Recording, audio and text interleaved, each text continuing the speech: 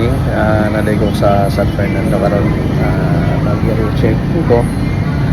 Then pangit di akong biyahe kay kanina. Sige ko gunong-gunong kay medyo luwag na ang kanina sa motor. So pasige siya katangtang.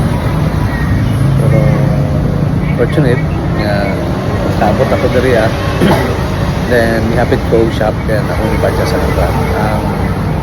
Kanina sa motor. Tuyo ko karon diri, check ko sa mga tindahan. Ito spray pa nila ang water.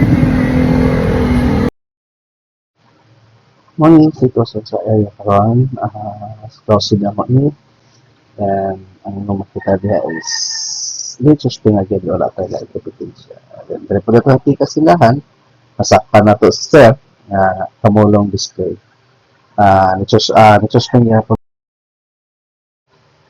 yung mga kung balinsara ang sigid burnout, apil po da area, talabas digger no, kapaandar sa iyan. So, generator.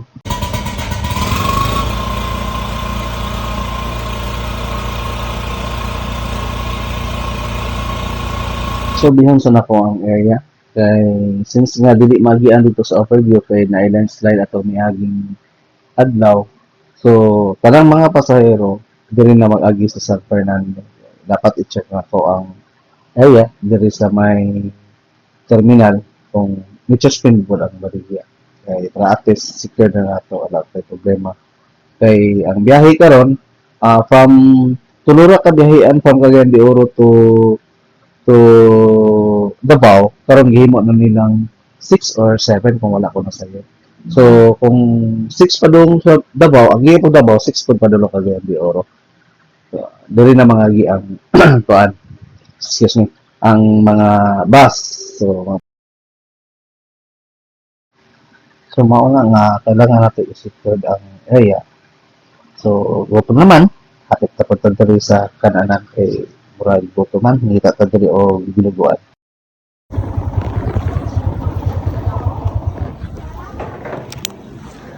Ayun, dinuguan. Kapay tara ko sa ka-serve mambe. Sa dihang busog naman ta.